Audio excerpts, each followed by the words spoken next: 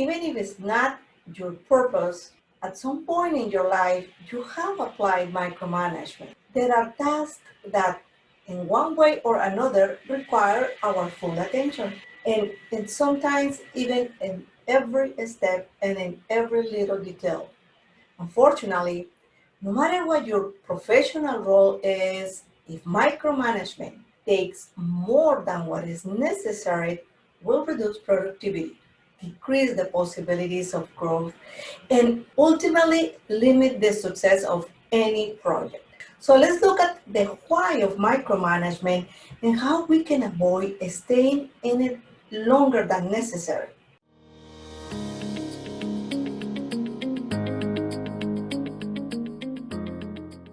In general, micromanagement is defined as excessive control with extreme attention to every single small detail. Whether this control is in a person or in a project, focusing on examining every detail thoroughly and obsessively will affect performance as well as productivity. One of the wall arts that I have here in my office says, the difference between failure and success is the average between doing something almost well and doing it exactly well. You know what?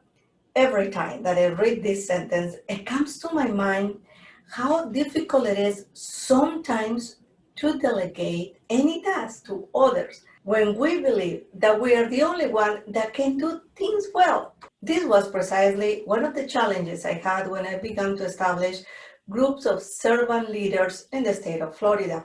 Our goal was to provide the strategy, the right materials, and the training to create or improve children's and youth ministries. During the first months, I have to admit that I covered everything, all the areas, all the training, all the meetings, but then as the group of volunteers start growing and they were receiving training and they were feeling ready to start taking on these different steps and areas that were necessary to develop, I delegated different tasks of all this process. But it took a time to do that. So let's discuss a little bit more about micromanagement. What is that really is leading us to do that sometimes?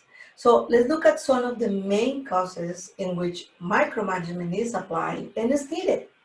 It's not always something that we want to do, but sometimes we need to do a detailed revision of things.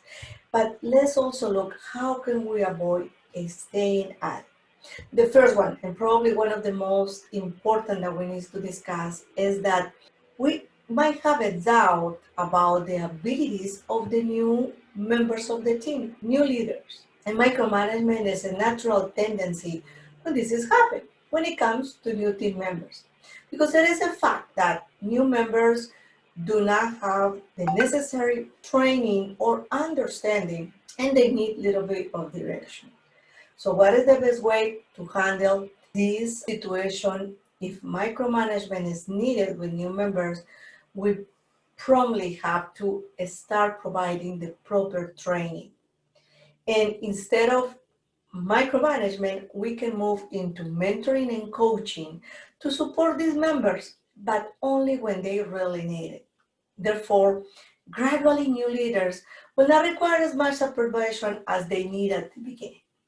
Other important fact that take us to micromanagement is crisis, because it is common in times of difficulties that micromanagement is intensified through a specific analysis and specific processes. In a crisis, it is vital to establish possible ways, errors, or even misunderstandings in the organization's process and systems. So what do? It is important to have a detailed audit or review that allow us to establish how the crisis affects the quality and effectiveness of a project, or how can we resolve things in a different way.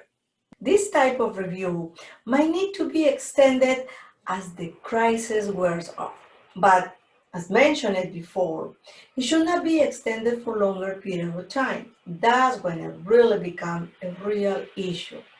And in reality, it will not have the benefit that we should have when we need to review any crisis. Another possible situation that brings us into micromanagement is unexpected results in a project. It is normal to review in detail what has been done or what is not happening when a project fails. One of the probably first areas to be evaluated in detail is the delegation of functions. So what can we do when projects require to be reviewed in detail? I would say that at the beginning of each project, it is necessary to be clear about what is going to be delegated, a well-defined objective, and specific limitations for each member of the team. This way, permanent supervision will not be necessary. In most projects, a weekly or monthly meeting is sufficient so we can evaluate not only the process but the results. Another important fact that takes people into micromanagement and is probably one of the most common that people understand and know is personal insecurities.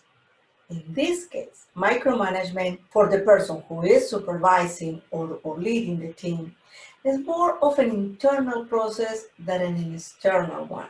It is not only related to personality traits, but to the transfer or maintenance of power. So the best way to resolve this dilemma is through personal and professional growth to improve the ability to lead. A leader gives members of a team security and confidence, praise their success, and delegate tasks that give them power and at the same time responsibilities. I have to agree with so many experts on this topic of micromanagement that leading is ideal to avoid it. That's why it's so important that every single one of us learn and grow in our ability to lead others. And the last but not least fact that make people get into micromanagement, it's not knowing how to delegate. It is essential to understand what it really means to delegate to others and how it should be done. This is one of the fundamentals of a teamwork. One of the basic tools in this process is to understand personalities. If this is an area that you need to grow, I invite you to visit leadingforce.com or leadingforceacademy.com. And in our academy, we have the DISC personality profile assessment so you can start understanding others, improve your relationship, and accelerate your results. When you take the assessment, you also receive an amazing report. This 30 pages report include your behavioral style, your communication style, your strength style, and your work style, and many, many more things you will find in this report. You will find a detailed description of your behavioral style, a detailed explanation of your style, understanding your style. You will have an insight with key steps on how to communicate with your style and also how to communicate with other styles, including specific steps to improve your communication approach. You will receive tips how to relate to others, how to communicate well with others, your compatibility of your behavioral style, and many more, as I mentioned, your strengths, personality, style in the workplace. And further, you will receive a guide that will help you evaluate and apply what you understand from personalities. You will have an action plan to improve your interpersonal skills and valuable advice for the next step in your growth and much, much more. When you understand the personalities of others, you will help them to succeed in their strengths and maximize their potential. So let's think about this topic. In your experience, I believe that there are probably many other reasons that have led you to micromanagement. So we will be happy if you make a comment or or share with us any other reasons why you have been into micromanagement or that you are still doing.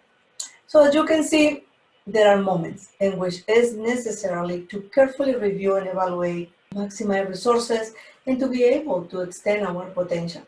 However, as I mentioned it before, if micromanagement is based on personal insecurities or lack of understanding, to delegate, it becomes an excessive and uncontrolled activity with negative consequences that which range from the loss of innovation, confidence in the team, motivation definitely will go low, productivity, and at the end, business growth. Now, on a personal level, talking about micromanagement, it will lead to the loss of resources and it becomes the basis of the daily excuse and ultimately the inability to achieve goals. So let's talk about how executive coaching can help you to achieve a higher level of productivity. If you have not experienced yet executive coaching, let us know. We can help you with that because we are here to help you. We would like to invite you to follow our videos and continue these discussions and conversations on these topics that are impacting not only our leadership but our productivity. You will find in these videos coaching questions to help you reflect, plus tips to facilitate you to take immediate action. Our desire is to add value to your leadership, increase your productivity, help you with your next step, to have more clarity so you can have better results, higher levels of achievement. Like this video and don't hesitate. Share your comments or even your questions. We will be happy to reply to you. And remember that you can benefit others if you share this material. Visit our YouTube channel, subscribe, and click on the little bell to make sure that you receive the next notification when our videos are ready for you. And in the meantime, I want you to reflect during this week about this topic of micromanagement. I want you to observe yourself and assess if you are practicing micromanagement and how you can evolve. See you soon.